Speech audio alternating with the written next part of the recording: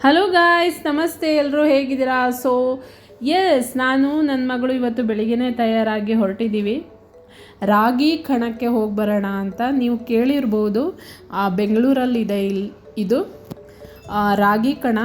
ರಾಗಿ ಕಣದಲ್ಲಿ ಅಂದರೆ ರೈತರು ಅವರು ಬೆಳೆದಿರೋ ಬೆಳೆಗಳನ್ನೆಲ್ಲ ತಂದು ಮಾರಾಟ ಮಾಡ್ತಾರೆ. ಬನ್ನಿ ನೋಡೋಣ ಹೇಗಿದೆ ಅಂತ. ನಾನು ನನ್ನ ಮಗಳು ಹೋಗ್ತಾ ಇದ್ದೀವಿ. ನನಗೆ ಆ್ಯಕ್ಚುಲಿ ಬೆಣ್ಣೆ ತಗೋಬೇಕಿತ್ತು. ನನಗೆ ಇಲ್ಲೆಲ್ಲೂ ಸುತ್ತಮುತ್ತಲೇ ಎಲ್ಲೂ ಪ್ಯೂರ್ ಆಗಿರೋ ಬೆಣ್ಣೆ ಸಿಕ್ಕಿಲ್ಲ. ಅದಕ್ಕೋಸ್ಕರ ನಾನು ಅಲ್ಲಿ ಸಿಗುತ್ತೆ ಅಂತ ಹೇಳಿದ್ರು ಅಲ್ಲೇ ಹೋಗ್ತಾ ಇದ್ದೀವಿ.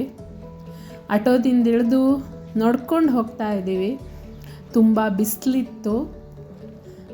ತುಂಬಾ ಇತ್ತು. ನಡ್ಕೊಂಡು ಹೋಗ್ತಾ ಇದ್ದೀವಿ. ನನ್ನ ಬಿಟ್ಟು ಮುಂದೆ ಹೋಗ್ತಾ ಇದ್ದಾಳೆ ಅವಳು. ಒಂದು 2 ಮಿನಿಟ್ಸ್ ನಡಿಬೇಕು ಆಟೋ ಇಳಿದು. ಆ್ಯಕ್ಚುಲಿ ಇದು ಸ್ಕೂಲು, ಅಲ್ಲಿ ಒಂದು ಗ್ರೌಂಡಲ್ಲಿ ಅವ್ರು ಮಾಡ್ತಾ ಇದ್ದಾರೆ. ತುಂಬ ಜನ ಇದ್ದರು.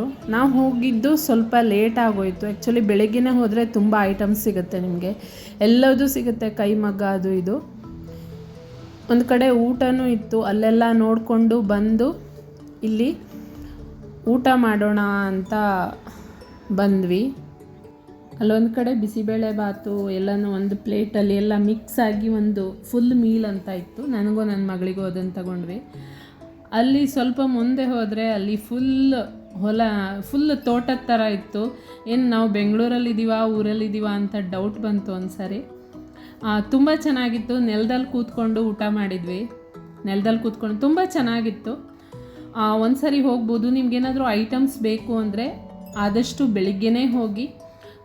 ತುಂಬ ಅಂದರೆ ಅವರೇ ಬೆಳೆದಿದ್ದನ್ನು ತಂದು ಮಾರಾಟ ಮಾಡ್ತಾರೆ. ಬೆಣ್ಣೆನೂ ಚೆನ್ನಾಗಿತ್ತು. ಹಾಗೆ ನಾವು ವಾಪಸ್ ಬಂದ್ವಿ. ರಾಗಿ ಕಣ ಬೆಂಗಳೂರಲ್ಲಿರುತ್ತೆ. ನೀವು ಸರ್ಚ್ ಮಾಡಿದರೆ ನಿಮಗೆ ಸಿಗುತ್ತೆ. ತುಂಬ ಚೆನ್ನಾಗಿತ್ತು. ಒಂದು ಸಾರಿ ವಿಸಿಟ್ ಕೊಡ್ಬೋದು. ನಮ್ಮ ಮನೆಯಿಂದ ಸ್ವಲ್ಪ ದೂರ ಆಗುತ್ತೆ. ಅಲ್ಲೇ ಒಂದು ಕೊಳ ಇತ್ತು. ಅದನ್ನೆಲ್ಲ ನೋಡಿಕೊಂಡು ಹಾಗೆ ಮನೆಗೆ ಬಂದ್ವಿ. ನೀವೆಲ್ಲ ಏನು ಮಾಡಿದ್ರಿ ಖಂಡಿತವಾಗಿಯೂ ಕಮೆಂಟ್ ಮಾಡಿ. ಬಾಯ್.